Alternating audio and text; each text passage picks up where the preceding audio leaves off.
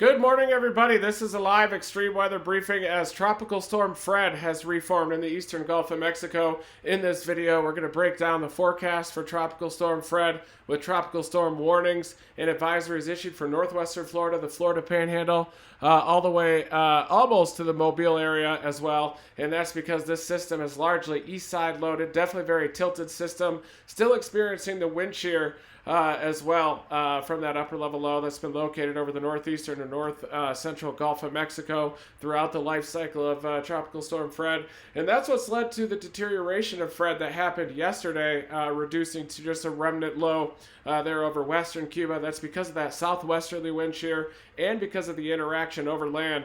But now this morning we have Tropical Storm Fred that has been renamed. But as you can see from satellite imagery, that low-level center is still exposed with a vast majority of that convection located well to the east of that exposed center. And that's why northwestern Florida is going to get the main impacts from Tropical Storm Fred. And a majority of those models keep Fred at 50-mile-an-hour max sustained winds or weaker all the way through landfall. But still, there could be a life-threatening storm surge somewhere to the east of the center with that onshore flow, and definitely still is a tropical storm. But then moves inland, bringing heavy rain across Alabama into central and eastern Tennessee, portions of the southern Appalachians as well. Could get some much-needed rainfall from this, but certainly could get some flash flooding as well out there. And I want to show you the Gulf of Mexico sea surface temperatures really quick as well. We're also monitoring Tropical Storm Grace out there that yesterday definitely had that convective explosion overnight. That caused many of the models even to pick up on that robust circular convective shield over the low-level center of Grace, and definitely had a very robust intensity forecast there, passing just to the north of Puerto Rico, to the north of Hispaniola, over the Bahamas, and then approaching southeastern Florida. Grace has actually taken a slightly further south track, and now it looks like it's going to go just to the south of Puerto Rico, but that could bring it into the Gulf of Mexico in about a week, where could have more serious problems. Anywhere from the Yucatan to the Texas coastline, Louisiana, Florida, anywhere there around the Gulf of Mexico needs to keep a close eye on Grace over the next week. And of course, I'm going to be doing live updates on Grace over the coming days to discuss the storm chase potential. Here is the latest Gulf of Mexico sea surface temperatures, and you can see that the 30 degrees Celsius and greater, largely confined to the western Gulf of Mexico. So if Grace does come into the Gulf of Mexico and is able to go into the central or western Gulf, potentially being an impact to the Texas coastline, maybe even Louisiana, there is some warmer water located there over the western Gulf of Mexico. For Fred, right now, it is located over some cooler waters. That isn't helping things, but as it gets a little bit closer to the central Gulf of Mexico, those sea surface temperatures warm to above 30 degrees Celsius. About 28 degrees Celsius and warmer really is required to have a tropical cyclone to maintain itself and to intensify. You drop below about 28 degrees Celsius, and then tropical cyclones will struggle a little bit. That's borderline for those sea surface temperatures, and it does look like 30 degrees Celsius water out ahead of Tropical Storm Fred should help with the intensification process, but there still is that upper level low that is parked over the north central Gulf of Mexico. Let's take a look at that as well here, but first let's go back to the tropicaltidbits.com website here. We'll take away Fred's forecast track so we can get a glimpse into the higher res satellite imagery here. And you can certainly see all of that convection located over the eastern Gulf of Mexico with Tropical Storm Fred. Let's take a look at these hurricane forecast models as well, the hurricane intensity models here with Fred. And there you can see really, not a single model intensifies Fred greater than 50 knots. So this is likely going to be a low-end tropical storm, but still with heavy rain. Definitely could have impacts anywhere to the east of the center, northwestern Florida, and the Florida Panhandle. Now the hurricane models are clustered over the Florida Panhandle, so it does look like Mobile Bay should stay on the weaker side of Tropical Storm Fred, which would definitely minimize the storm surge impacts there. Here is the latest GFS ensemble. A couple of those members still intensifying Fred over the last 24 hours before landfall tomorrow evening at about 8 p.m. So it still is possible with some of these global models increasing this intensity, and that's as the upper level low leaves the northern Gulf of Mexico. Let's quickly take a look at these forecast models for Grace out there, which is basically just a convective blob. Almost looks like a tropical wave out there, honestly. I know that the Hurricane Hunter aircraft have been able to find some of those westerly winds out there that do confirm a low-level center. Here is the GFS ensemble taking Grace very close to South Texas, northern Mexico. Still quite a bit of spread, and in fact, a couple of members even take it toward the Yucatan, maybe with a Cancun, Cozumel type of an impact. But directly over the greater Antilles, maybe a little bit south of some of those bigger mountains over Hispaniola, which could help increase that intensity. But really the update now is this further south track, taking it to the south of Puerto Rico, but into the Gulf of Mexico in about a week's time, about 150, 168 hours, as a more robust tropical cyclone, potentially intensifying into a major hurricane there over those warmer waters of the western Gulf of Mexico, which largely are greater than 30 degrees Celsius. So I've got to decide this week if I'm going to chase the southwestern U.S. monsoon on Tuesday and Thursday. Do I get my exhaust header fixed, if I can get it fixed early in the week? And do I meet up with Sasha and Critter to get the Dominator 4 geared up, waterproof with some additional Flex Seal products, and get it ready to have the Dominator weather station on the roof to intercept Hurricane Grace over South Texas? I'm leaning toward that scenario, but for personal reasons, I really want to chase the monsoon. I'm just absolutely obsessed with chasing the southwestern U.S. monsoon. Here's the updated track from the National Hurricane Center.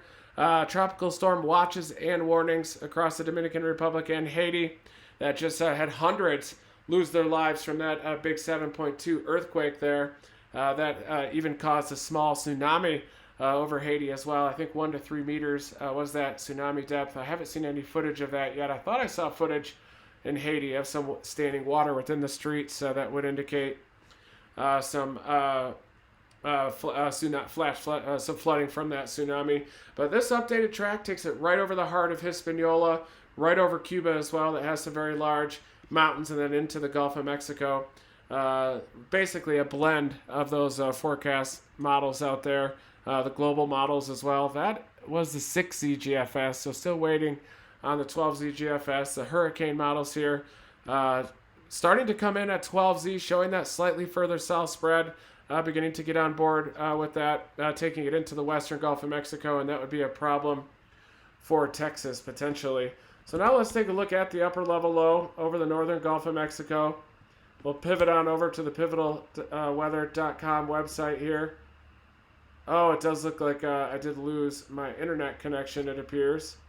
But we will continue running this. Hopefully it'll come back here in a second. Looks like it just now went down. Sometimes it'll come back right away here. Come on, internet. Come on, Gizmo internet.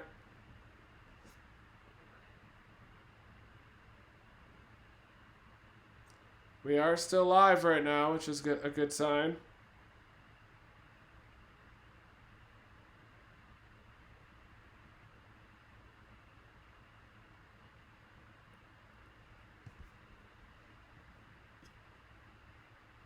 Still recording this live here, trying to reconnect. Attempt number 2.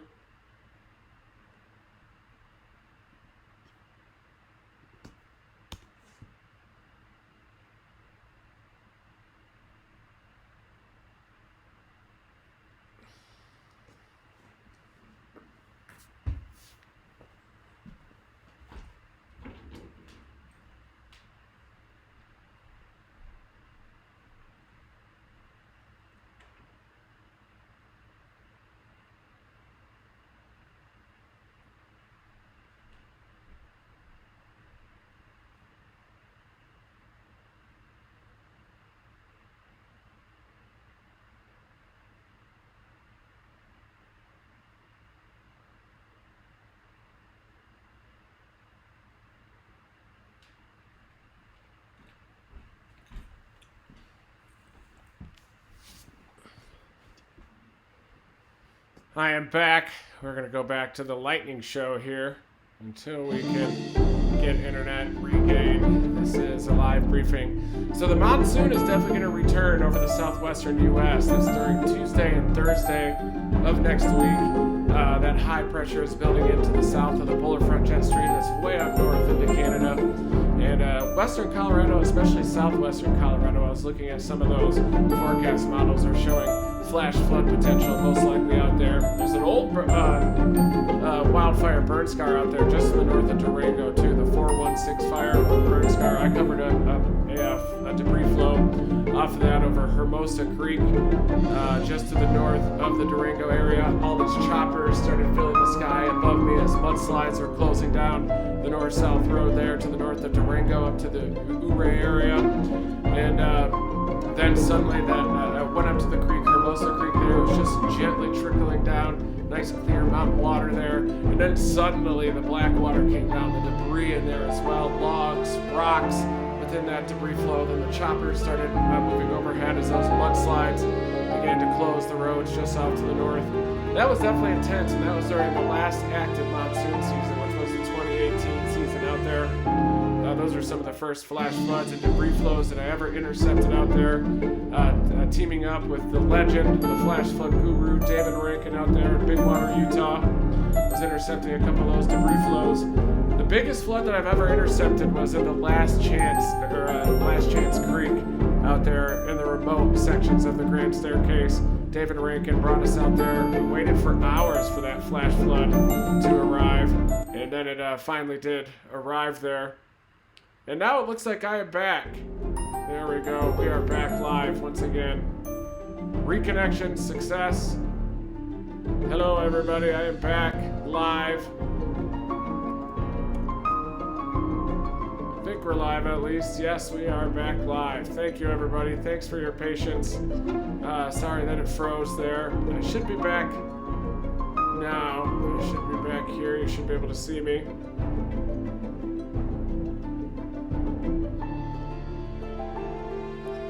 So now I'm going to pivot down to the Gulf of Mexico, and we are going to take a look at that upper level low that has been causing a lot of southwesterly shear over Fred.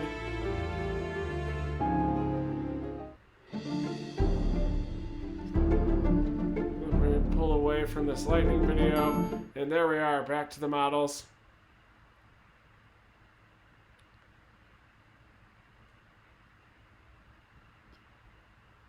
So there you can see Tropical Storm Fred. This is going to be later on today. That tilted system with a lot of that convection located to the east of center. And a lot of this, so far, this tilted system and Fred weakening over western Cuba yesterday was due to the influence of an upper level low that has been located over the northeastern Gulf of Mexico. But now we just have southerly winds associated with that. That upper level low has been weakening. The National Hurricane Center definitely had a good read on that upper level low being quite stubborn in terms of generating wind shear over Tropical Storm Fred, which right now the low level center is moving off to the west-southwest. So that means that this southerly wind shear is certainly impacting that tropical cyclone, causing it to be a tilted system, causing a lot of that convection to be located over the east of center. This is in the upper troposphere at 300 millibars, where we're getting a lot of upper tropospheric wind shear on this system, and that again is because of this upper level low. Here you can see this morning still a nice closed low here in the upper troposphere over western Florida, but overall that system, that upper level low, is forecast to weaken and just be replaced by this belt of southerly winds in its wake. But that still is generating wind shear over Tropical Storm Fred. You can still see some of these southwesterlies here over the eastern Gulf of Mexico even through this evening. But then tonight, that wind shear really, well, it still is located over the northeastern Gulf of Mexico out ahead of Fred. So I do think that there is quite a bit of wind shear. But as Fred starts to head northward toward western Florida, in a storm relative sense, that could lead to a little bit of a reduction of that wind shear, which you would think should help maintain tropical cyclone status. But then that southwesterly shear ramps up even more across the northeastern Gulf of Mexico all the way through landfall. And I think that's going to keep Fred relatively weak. Even with that northward turn, the southwesterly winds actually increase tomorrow afternoon through the evening all the way up through landfall there into western Florida. So I don't think that tropical cyclone Fred is going to be too big of a deal. I think that it is going to be a relatively weak system when it comes in. I do think that there is a chance of daytime landfall at least. Look at the GFS too. Likely carving out some difluence aloft for this system to even approach a low-end hurricane when it makes landfall here across western Florida. This is the new GFS too, the 12Z GFS. It suggests that because this hurricane is moving more rapidly off to the north in a storm relative sense, it's not going to feel that southerly upper tropospheric flow as much, and that would allow it to develop into a more mature tropical cyclone. But that is just an outlier, largely. The HWRF also, I think, re-intensifies this tropical system to make landfall there. But overall, it still has that southerly wind shear interacting with it. So you would think that Fred should weaken, or at least not intensify too dramatically on approach. Just for fun, let's take a look at the NAM, see what it shows. It seems to show less dramatic intensification than even the GFS, and a slower landfall coming in late night, in the middle of the night on Monday. The GFS shows a little bit faster of a system. A faster system in a storm relative sense would experience a little bit less low-level wind shear out there. European model shows a much weaker system on approach to the coast, at least last night's European. So the European model, you would think, would have a little bit better of a handle on this. There it is, last night's operational European model. That's 0Z tomorrow evening. So it shows basically a steady state tropical cyclone there through the eastern Gulf of Mexico. It's experiencing that southerly wind shear on approach to the Florida Panhandle. At least the models are in agreement, relatively in agreement with that system being to the east of Mobile Bay.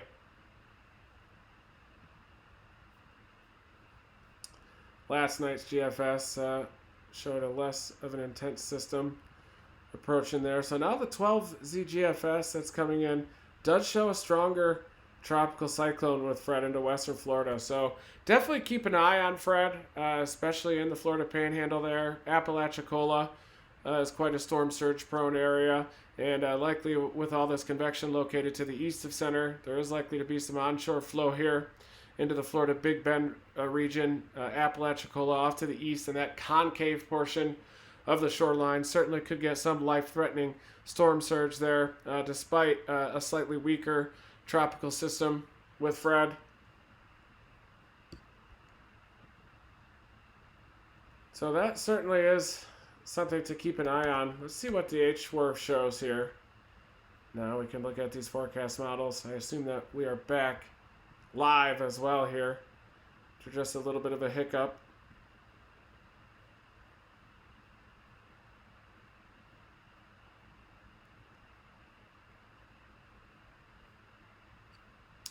It's a 6Z run.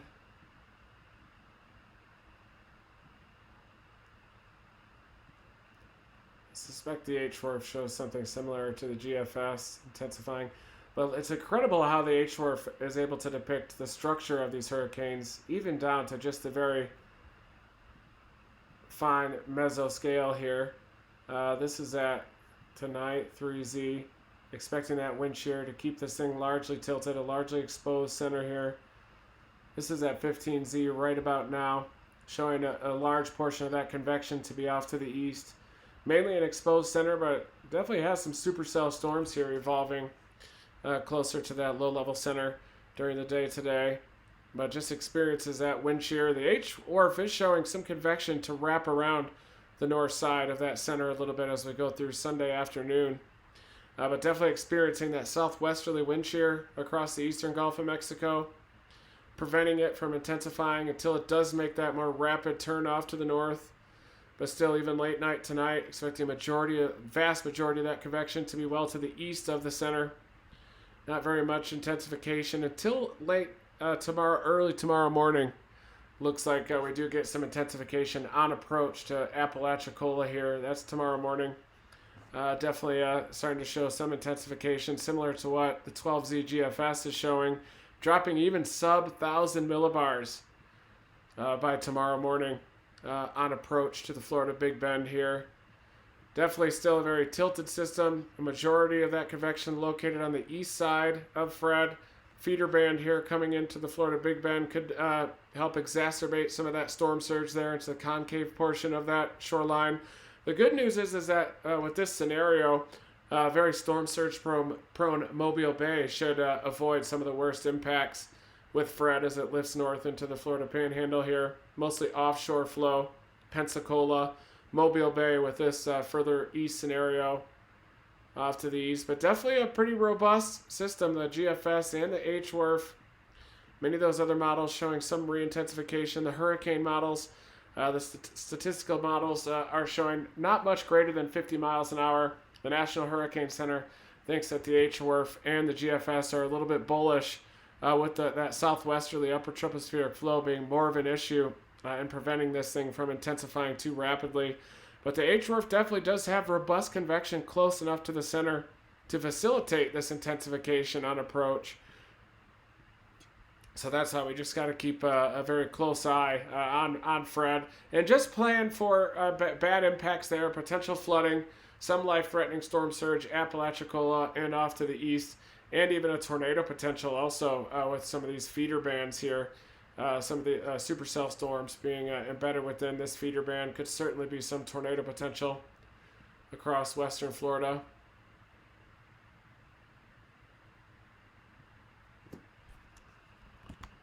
So let's take a look now at the monsoon quickly here.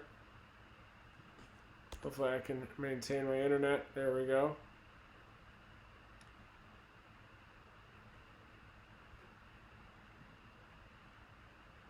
One thing that is for sure is with this jet, this big ridging across the western U.S. and the tendency of that anticyclone to be focused over the four corners in this region with that anticyclone located a little bit closer to southern New Mexico, that would definitely lead to some southerly flow here over the southwestern U.S. and certainly a reinvigoration of that monsoon as we get into Tuesday and Thursday.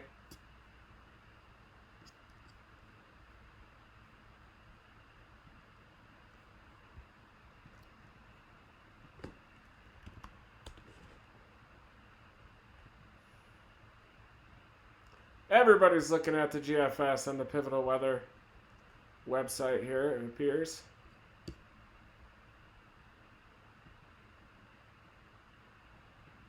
All right, we'll just step forward in time here.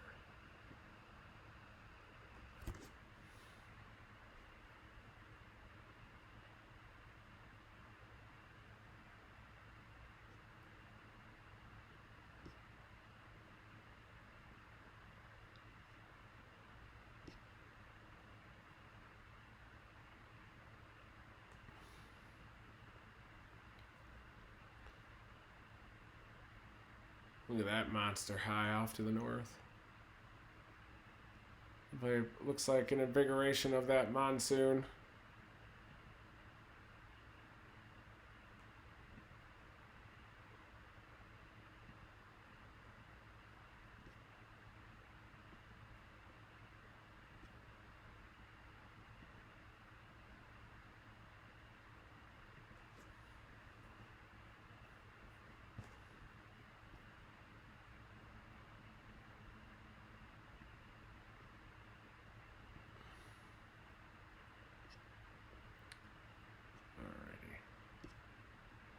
So that's Wednesday, and look at all this monsoon moisture across the southwestern U.S. Actually spreading northward across portions of central and northern Utah, Salt Lake City there. That is Wednesday afternoon. Let's take a look at the day before on Tuesday. A lot of monsoonal moisture locked in across central and southern Arizona during the day on Tuesday. Certainly, in general, some southerly flow. You get this monsoon low here as well, located over the eastern tropical Pacific. Cutoff low down there. That high pressure located over West Texas. Pumping that moisture northward into the southwestern U.S. Arizona even starting to bleed into portions of Utah there during the day on Tuesday. And then on Wednesday, that moisture shifts off to the north. Definitely quite a big blob of moisture there over central and northern Utah, bringing those monsoon flash flooding threat back up across northern Utah as well.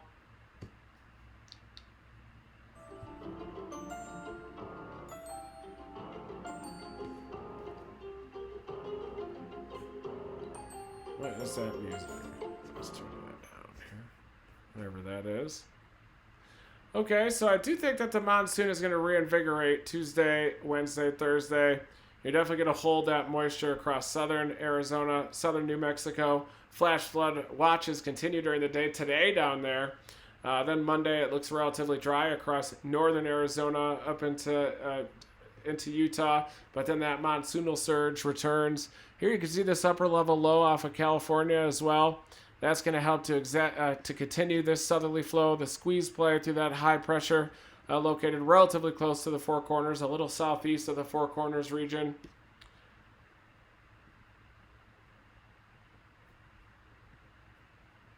So let's take a look at the 24-hour precipitation here as well.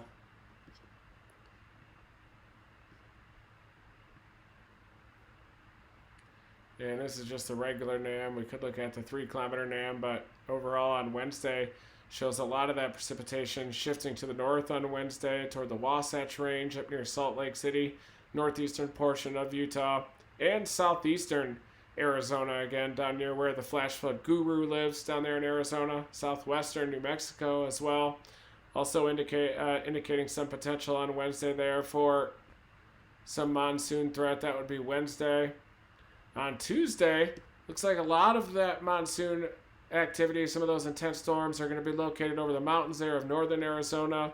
Maybe that a location, flash flood prone area, northeastern Arizona as well. Northern Mexico stays very active with big time monsoon there over the mountains of Mexico. Could certainly be some debris plugs there into the mountains, and southeastern Arizona. Large portion of New Mexico also showing that active tropical moisture as well there on Tuesday. So Tuesday and Wednesday definitely looking quite active again in the southwestern U.S. for monsoon that eventually shifts further north toward the Salt Lake City area during the day on Wednesday, but still continuing across southern Arizona, southwestern New Mexico as well. So I've definitely got a lot of decision making to do. Fred certainly could intensify right at the last second on approach to western Florida, especially according to the GFS and the HWRF. We are monitoring Grace, which is a little bit further south as well. Here is the official Fred track from the National Hurricane Center once again. Still has it at about 50 miles an hour coming ashore there Monday evening. They seem to agree with the timing that the global models show with the stronger system. Some of the weaker systems could be a little bit slower coming in Monday night there. But a lot of that flooding is going to be Apalachicola off to the east into the concave portion of Florida. But it's still heading a little off to the west-southwest in the eastern Gulf of Mexico. Largely tilted system. That center is mostly exposed with a lot of that convection off to the east so far. But the 11 a.m. forecast here for Fred is at 1,008 millibars still here recently. Has it at 50 miles an hour coming inland here tomorrow evening. Heavy rainfall being the main threat. So that reformation of the center just a little bit further to the north and to the east could shift, is what shifted this thing to the east of Mobile Bay, focusing it into the western Florida aspect. But whether this can intensify largely depends on how quickly that upper level low is able to weaken across the northeastern Gulf of Mexico.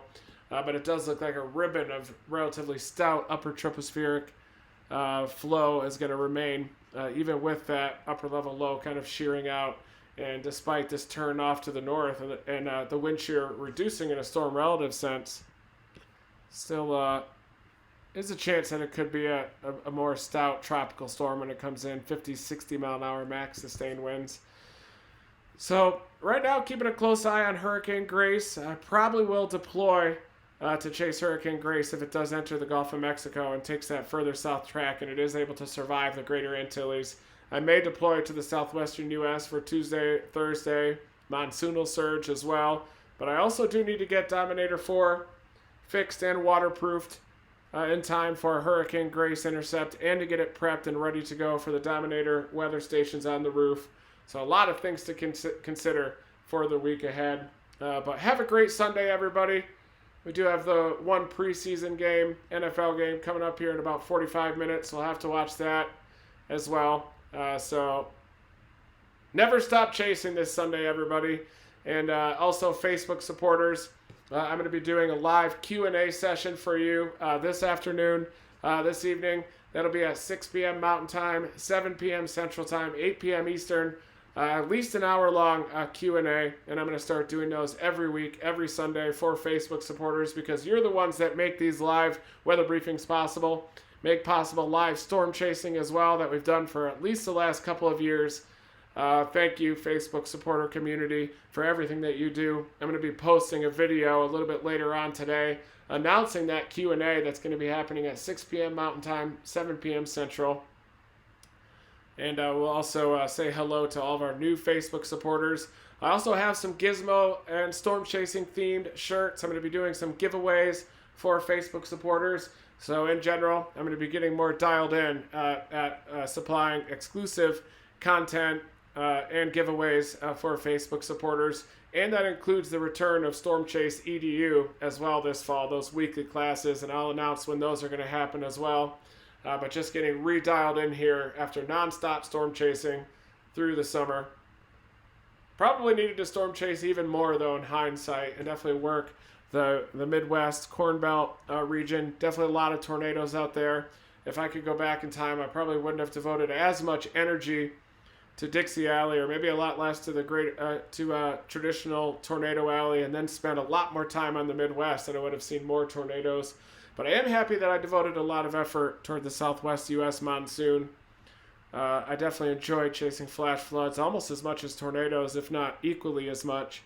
And as I often say to some of my storm chaser friends, if I'm on a tornado warning, there's a chance I'll peel off that tornado warning if there's a nearby flash flood warning, especially one for a burn scar that might have the potential of a debris flow, that type of a thing.